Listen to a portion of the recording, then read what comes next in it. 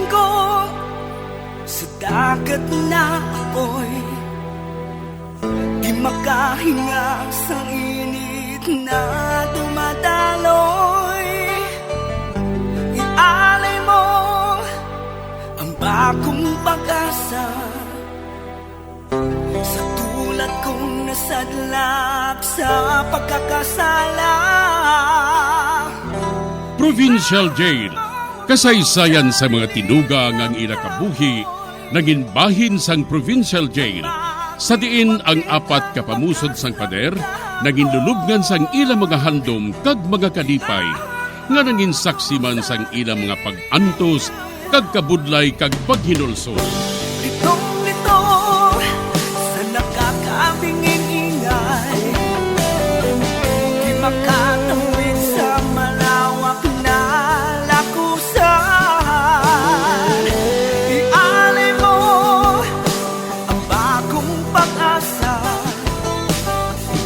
sa tulad kong nasadlak sa pagkakasala.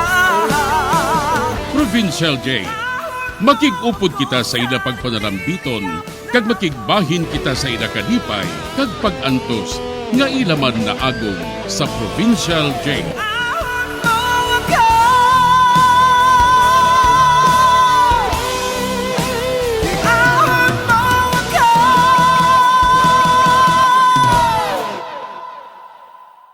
Bilanggo sa dagat na apoy, di makahinga sa init na dumadaloy.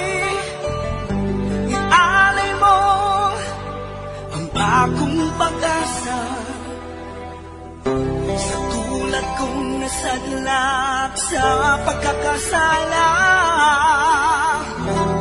Sa liwat maing adlaw sa inyo tanan mga palangga na mga tagparamati, sa karon nga adlaw padayuno naton ang katapusan sang sulat nga ginatagan naton sang kabuhi diri sa ato panatuntunan, Provincial Jail.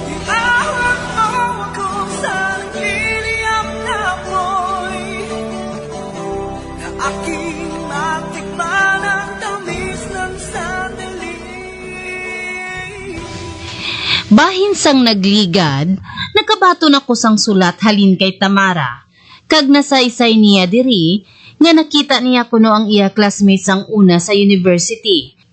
Kag nag-upod siya didto sa Mindanao, sa diin, nagapastor ang iya abyan, kag nagbulig man siya didto sa mga tawo.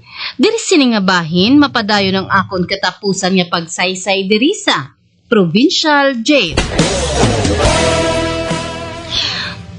Padayunon ko pagid ang pagbasa. Imagine, kindergarten pa lang ang mga bata.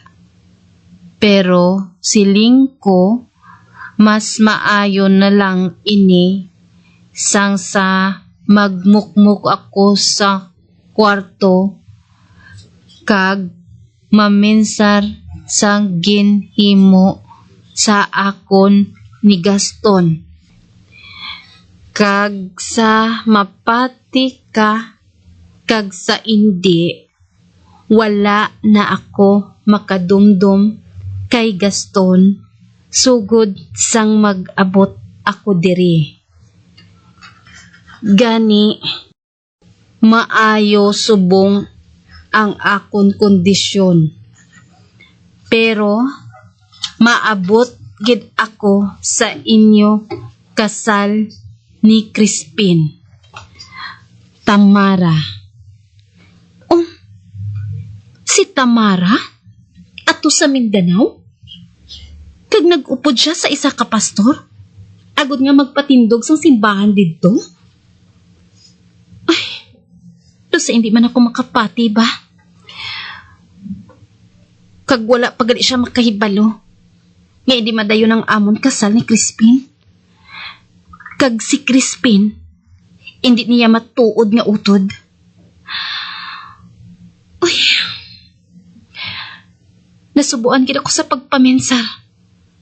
Sa natabo nga ini kay Crispin. Natula ang iya matahom nga handong. Kag nadula man ako sa iya kabuhi.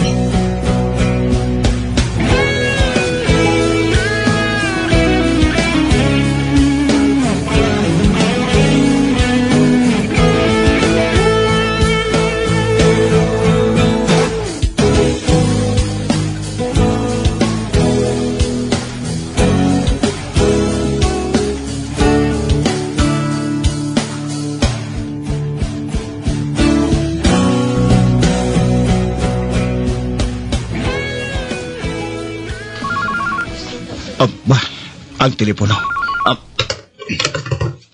Hello? Hello? Si Detective Malone sini. Oh.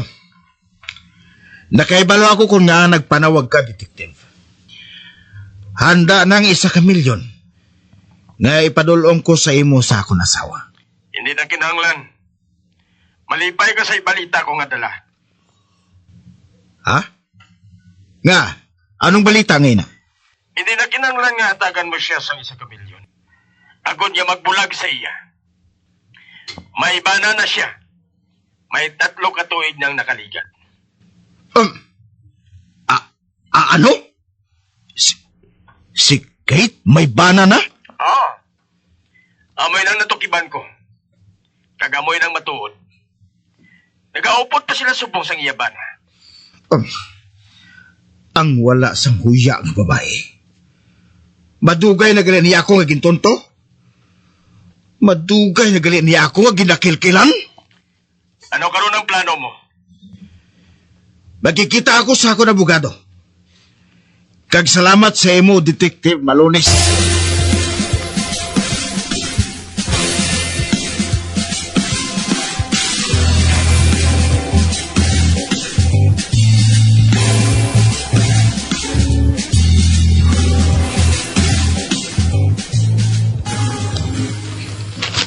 Ari ang background sa ginapapangita mo nga si Eduardo Casas Crispin. Isa ini ka ex-convict. Isa siya ka extortionist. Pero napriso ini siya sang 8 katuig. May asawa siya si Cathy Agustin. Gen kasal sila sang 3 katuig na ang nakaligad. Sa makagwa siya sa prisuhan, wala labot sang extortion, may labot pagid siya sa natabo nga pag deskarel sang 1 katrin. Sa diin, 5 gid ang napatay. Kag isa sa mga napatay, amo ang iya asawa. Amo gali? Under surveillance naman ini karon si Eduardo Casas. May report niyang amo nga tren, may karga nga shabu. Ang pagkadiskarel sang tren, isa ka balibad lang, agod nga makuha ang mga droga dito. Apang hindi pa ina mapamatudan na sa subong. Kung ano pagid ang amon matukiban, makasalit ka nga, ay balon ka namon ha. Salamat, gid sir.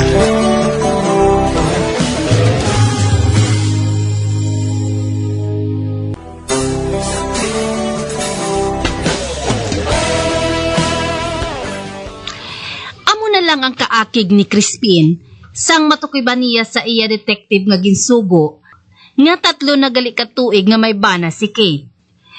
Kag ginainto lang siya sini agud nga kwartahan.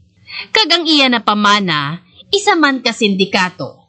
Sa pagpadayon ko pagid, Kuna mo, dagabutig si Kate sa akon. Ang yabana. Kakumplot niya sa pag-blackmail sa akon. Apang wala ko na lang inapang ipaibalos sa mga pulis. Kasi Kate, amo ang naga-blackmail sa akon. Kanamigid magtago sa iyang sikreto ang babae nga no. Apang sano ako makahukom sa iya? Mas madalo mga akong sikreto sa kabuhi. Kag wala sang sikreto nga hindi mabuyagyag. Ang sikreto bahin sang 7 kauwak.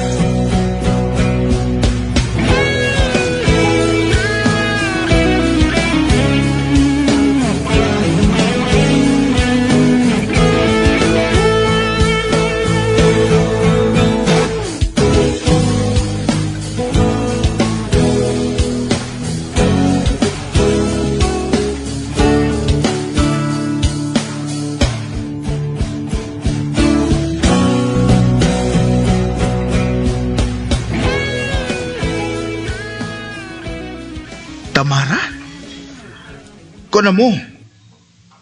Nabaton mo dahil ang akong sulat sa imo? Oo, Crispin. Amoy na nga nagpauli ako. Oh.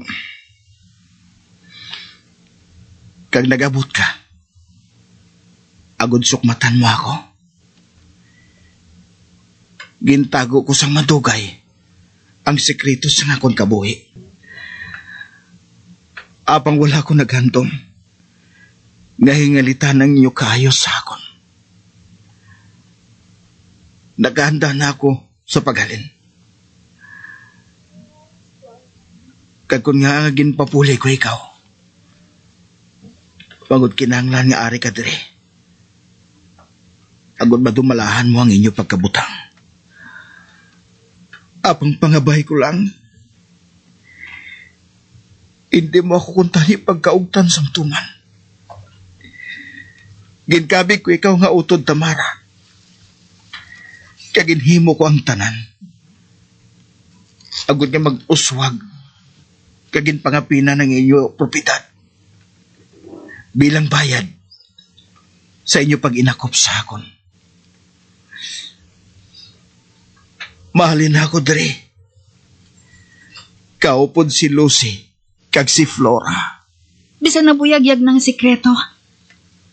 Apang kita lang ni Federica, kag ako, anak katulid sang tanan. Kag wala sang ginahan, Crispin.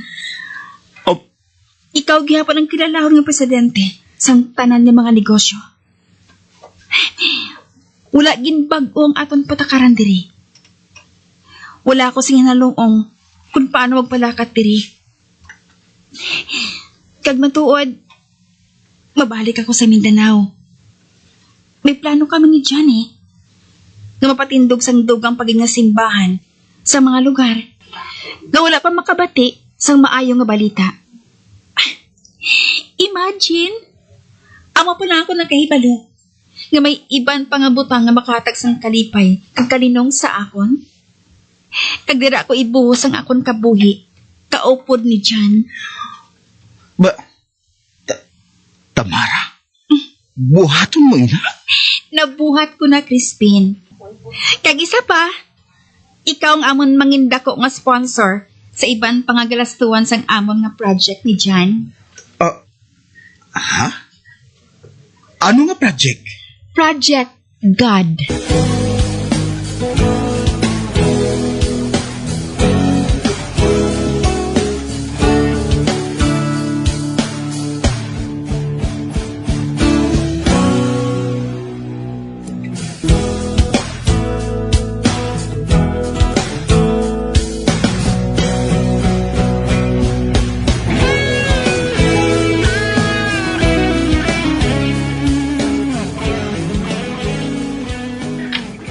Federica? Oh! Crispin! Nga mo ka pala mag-abot. Ang laom ko, anay, kung nalintan mo na ako. Ha? Ang buot mo silingon? Akwan. Ang matuod. Madugay na kung tanay ako nga naghandom nga magpakikita sa imo. Apang si Tamara. Nakabato na ako sang sulat halin kay Tamara. Kag ayhan subong. Ato naman sila ni John sa Malaysia. Agod magpatindog sang simbahan didto.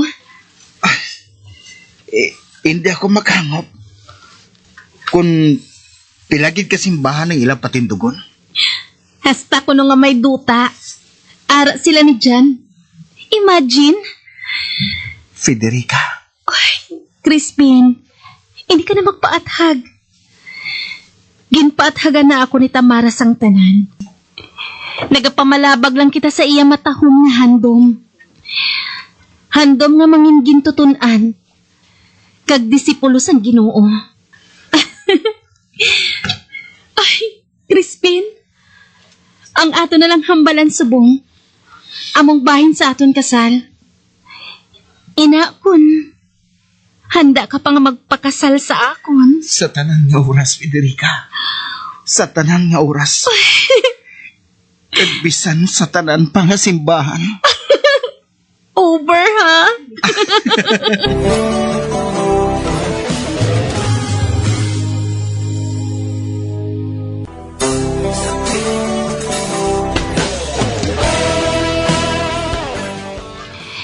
Nagpakasal na kami ni Crispin.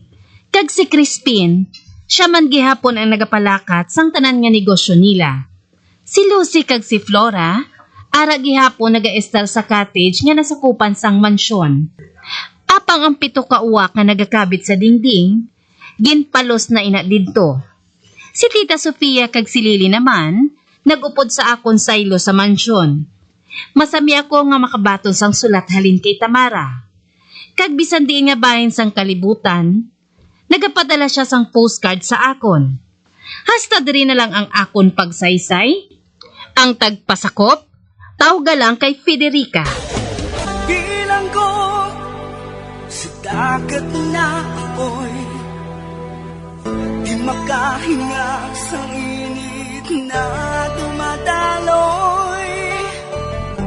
Ialay mo ang bagong pag-asa sa tulad kong nasadlak sa pagkakasala. Kag diri natapos ang kasaysayan nga aton man ginhatagan sang kabuhi.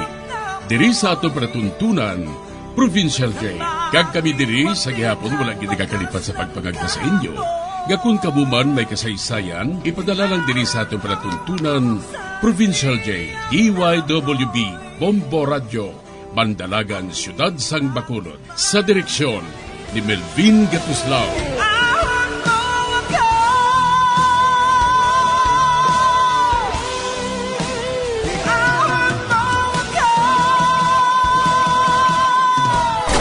Bombo Radio Philippines.